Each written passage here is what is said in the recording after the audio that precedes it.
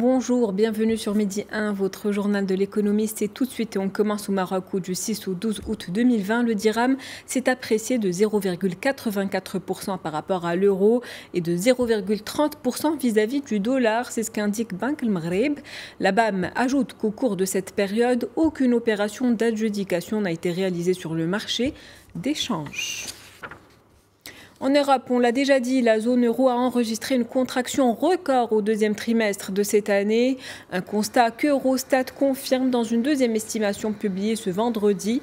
Le PIB des 19 pays ayant adopté la monnaie unique a baissé de plus de 12% entre avril et juin. En parallèle, l'emploi a également reculé de 2,8% sur cette même période. Il s'agit de la plus forte baisse depuis 1995.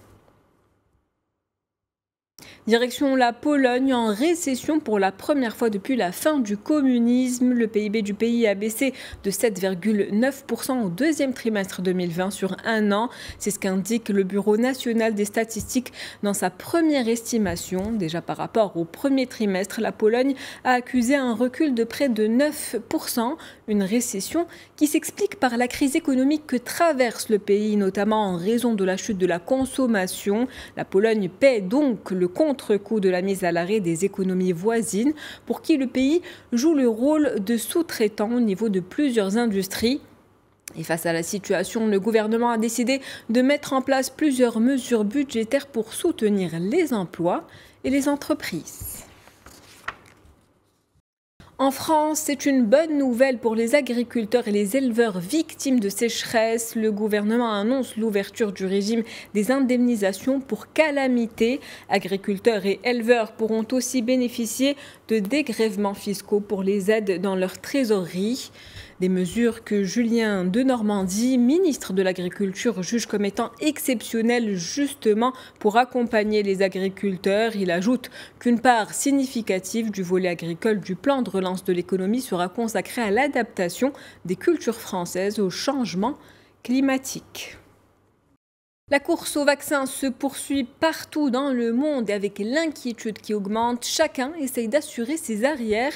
Après Sanofi, un potentiel vaccin mis au point par l'américain Johnson & Johnson suscite l'espoir. La Commission européenne a déjà annoncé avoir réservé 400 millions de doses. Les négociations se poursuivent pour la signature d'un contrat avec le laboratoire américain. Et ce n'est pas tout. La Commission a également annoncé avoir conclu un accord avec AstraZeneca pour l'achat de plus de 300 millions de doses du projet de vaccin contre le Covid-19.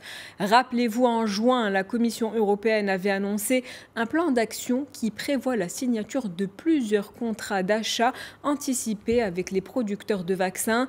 Des contrats qui seront financés par l'instrument d'aide d'urgence doté de près de 2,4 milliards d'euros mis en place pendant la crise. Dans ce contexte, le Royaume-Uni annonce à son tour des accords avec les laboratoires américains Johnson & Johnson et Novavax portant sur 90 millions de doses. Au total, le gouvernement britannique a sécurisé 340 millions de doses de vaccins contre le Covid-19. Pour finir, cap sur la Chine qui voit sa production industrielle augmenter pour le 4e mois consécutif. Une hausse estimée à 4,8% fin juillet. Une progression certes, mais elle reste moins importante que ce qui avait été anticipé. Les analystes tablaient sur une hausse de plus de 5% en rythme annuel. Quant aux ventes au détail, elles ont baissé pour le 7e mois consécutif. Cela malgré la levée des mesures de confinement. Cette tendance s'explique notamment par le niveau de la demande qui reste jusqu'à aujourd'hui assez faible. C'est la fin de votre journal de l'économie. Merci de l'avoir suivi. Restez avec nous, l'information se poursuit sur Midi 1.